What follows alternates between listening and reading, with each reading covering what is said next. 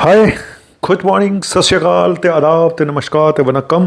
ਤੁਹਾਡਾ अपना डॉक्टर नवनीत कालरा आज लेकर आया है एक ऐसा टॉपिक जो एक आम आदमी के लिए, मैं ये जो टॉपिक आज का बना रहा हूँ ये सिर्फ एक आम आदमी के लिए है, एक मिडिल क्लास फैमिली के लिए, एक लोअर मिडिल क्लास फैमिली के लिए, ना कि रिच लोगों के लिए जो कुछ भी अफोर्ड कर सकते हैं, उनके लिए टॉपिक नहीं है। पहले बात है ये समझ लीजिएगा।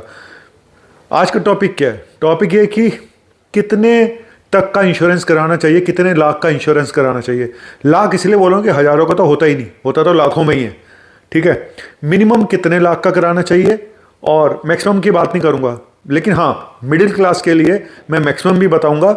लेकिन ये बहुत ही एक इम्पॉर्टेंट टॉपिक है क्योंकि अभी हालात इस तरह के हैं, जिस तरह से मेडिकल इंश्योरेंस कंपनियाँ मेडिकल आपको जब ज़रूरत पड़ती है इंश्योरेंस देने में आनाकानी करती हैं, आपको कोर्ट के धक्के खाने पड़ते हैं, आपको रिम्बर्समेंट कराओ, ये करो, पेपर सबमिट करो, ये सब करते करते आपके पिछवाड़ा लाल हो जाता है। तो मैं नहीं चाहता हूँ कि आपके साथ वैसा हो जैसा कि हर दूसरे तीसरे इंसान के साथ ऐसा हो रहा है। मैं बार बार बोलता हूँ कि ये लॉटरी है, लग गई तो ठीक है, नहीं तो कोई बात नहीं, है ना। तो लॉटरी है। तो मैं आज आपको ये बताने जा रहा हूँ कि आप को कितने लाख, अगर पहले मेरा तो विश्वास मेडिक्लेम में, मेडिकल इंश्योरेंस में बहुत कम हो गया, साफ सी बात बताऊं।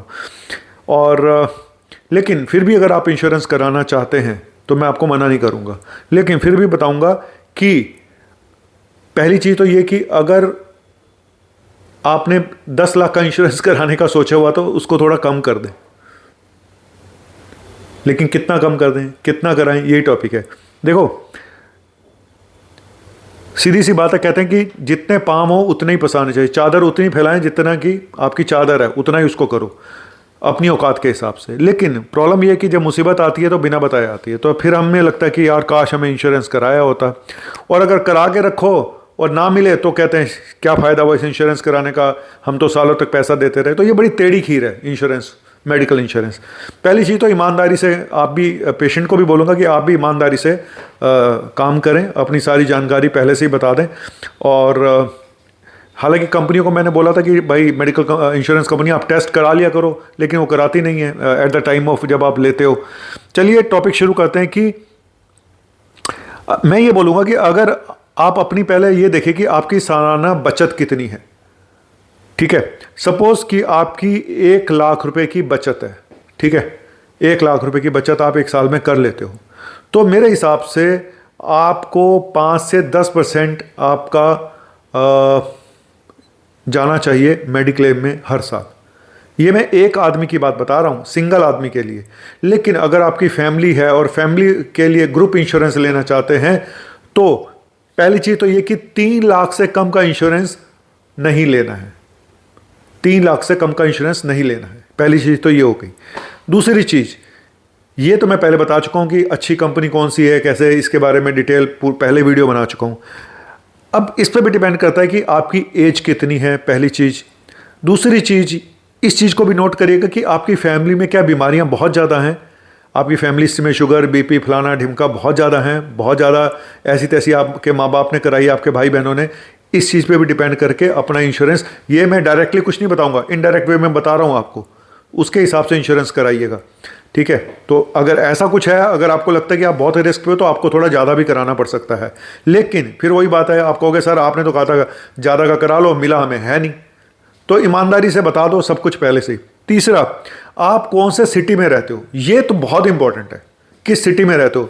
छोटे सिटी में खर्चे कम आते हैं, दिल्ली जैसे शहर में खर्चे ज़्यादा है, और मुंबई में तो बहुत ही ज़्यादा है। मुंबई जैसा शहर में मेडिकल फैसिलिटीज़ बहुत कॉस्टली है, मैं फैक्ट बता रहा हूँ आपको। तो अगर आप मुंबई में रहते हैं तो आप समझिए कि आपको दिल्ली में जितना हम इंश्योरेंस करा रहे हैं उससे डबल आपको मुंबई में कराना पड़ेगा। मुंबई में तो एक आम बिल, छोटे मोटे बिल भी 1 लाख रुपए बनते हैं। छोटे गैस्ट्रोएंटाइटिस का भी मैंने सुना है कि अगर पेट खराब है, लूज मोशन है, तो उसका भी आपका बिल 1 लाख रुपए तक बन सकता है। और वहाँ के हॉस्पिटल फिर वैसे भी, क्योंकि स्टारों की मुंबई ये नगरिया तू देख बबुआ, है ना, सोने चांदी की डगरिया तू देख बबुआ, तो सोना चांदी लेके जाना पड़ेगा आपको वहाँ पे अगर इलाज कराना है। लेकिन 3 लाख से कम का तो कराना नहीं होता, क्योंकि उसका तो कोई फ़ायदा ही नहीं है 3 लाख से कम कराने का। अब मैंने जैसे कि बताया कि आप अपनी वो देखिए कि आपकी बचत कितनी है, 3 लाख से कम का होना नहीं है। अगर आपने 6 लाख का सपोज 5 लाख का, इसमें यह भी होता है कैपिंग कितने की है। कई बार अगर आप 5 लाख या 6 लाख से कम का कराते हैं तो आपको रूम रेंट का कुछ परसेंटेज देना भी पड़ता है, और 5-6 लाख से ऊपर का तो ये अलग अलग पॉलिसी की अलग अलग वो होती हैं कि हमारे यहाँ ये पॉलिसी में ये है जी, आप इससे कम का कराओगे तो हम आपको पूरा रूम रेंट नहीं देंगे, आपको अपने पल्ले से देना पड़ेगा। पर मेरा अभी भी ये मानना है कि आपको अपनी औकात पता होनी चाहिए, पहली चीज़ अपनी हैसियत पता होनी चाहिए कि मैं कितना अफोर्ड कर सकता हूँ। ऐसा मत करा लो कि आपकी इनकम तो बहुत कम है और आपने करा लिया इतना महंगा कि हर साल देते हुए आपको बस यूँ होता है, हाय अब इंश्योरेंस का ये जाना है, अब ये जाना है, अब ये जाना है। मैं फिर बोल रहा हूँ, जितनी आपकी बचत है उसका 5 से 10% आपका हर साल इंश्योरेंस में जाना चाहिए मैक्सिमम। अगर आपका 3 लाख का अब बचत हो जाती है या 5 लाख की बचत हो जाती है तो 5 लाख का आप सोचिए कि अगर आप बचत कर लेते हैं तो 5% उसका कितना हो गया, आप अंदाज़ा लगा लो। 5 लाख का 5% हो गया करीब 25,000, ठीक है। तो 25,000 रुपये तक आप खर्च कर सकते हैं। अगर आपकी सेविंग बता रहा हूँ मैं, इनकम सॉरी सेविंग बता रहा हूँ, इनकम नहीं बता रहा हूँ। 5 लाख की सेविंग अगर आप कर रहे हैं तो उसका 5 से 10% आपका मेडिकल इंश्योरेंस में जाना चाहिए, इससे ज़्यादा का नहीं जाना चाहिए।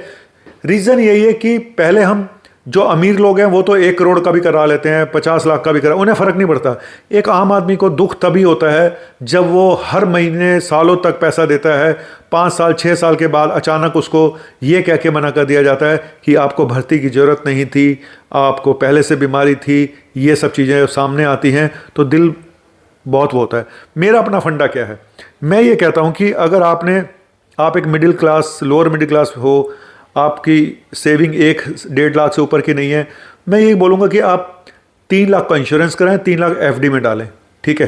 तो वो जो एफडी से पैसा आएगा, वहाँ से जो परसेंटेज आएगी वही आपकी इस इंश्योरेंस में निकल जाएगी। तो कुछ बचत भी करें, कुछ सेविंग्स भी करें।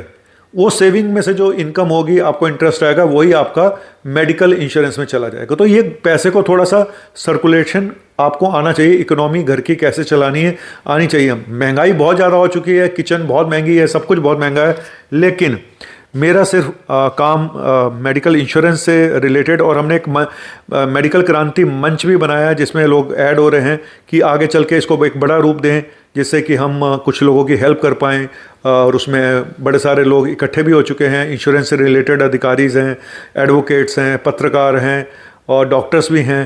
तो आपको सलाह देने वाले, क्योंकि मुझे हर चीज़ की नॉलेज उतनी नहीं है, तो मुझे भी चाहिए कि लोग जुड़ें, तो हम एक बड़ा मंच तैयार करें जहाँ पे हम गवर्नमेंट को भी एक अपना संदेश पहुँचा पाएँ कि सर ये देखिए ये कमियाँ हैं। क्योंकि एक आम आदमी अगर नहीं बताएगा, सामने कोई नहीं आएगा तो कैसे चलेगा बताओ। सरकार को कैसे पता चलेगा कि कहाँ पे कमी है, क्योंकि बीच में करप्शन इतना है कि वो करप्ट लोग आपको वहाँ तक बात पहुँचने ही नहीं देते। सीधी सी बात ये है। और खिचड़ी, इस करप्शन की खिचड़ी बहुत नीचे तक होती है, ऊपर से लेकर नीचे तक। इस दलदल में बहुत सारी दलदल होती हैं।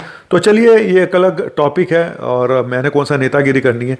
मैं तो सिर्फ आप लोगों का चाहता हूँ कि इस ज़िंदगी अब बची कितनी है मेरी, है ना, तो जितनी भी बची है कुछ अच्छा काम करके चला जाऊँ इस दुनिया से तो ठीक है ना। और डरता मैं किसी के बाप से नहीं हूँ ये मैं हमेशा बोलता हूँ। तो चलिए, थैंक यू वेरी मच। तो समझ गए आप कि आपको कितना इंश्योरेंस कराना है। 3 लाख से कम का नहीं कराना, मैक्सिमम ज़्यादा कितने का कराना है वो आप सोच लीजिएगा। आप कहाँ रहते हैं, कौन सी सिटी में रहते हैं, आपकी इनकम कितनी है और आप कितने रिस्क पे हो बीमारियों के। 3 चीज़ें सबसे इंपॉर्टेंट है जो मैंने बताई। समझ गए? नहीं समझे?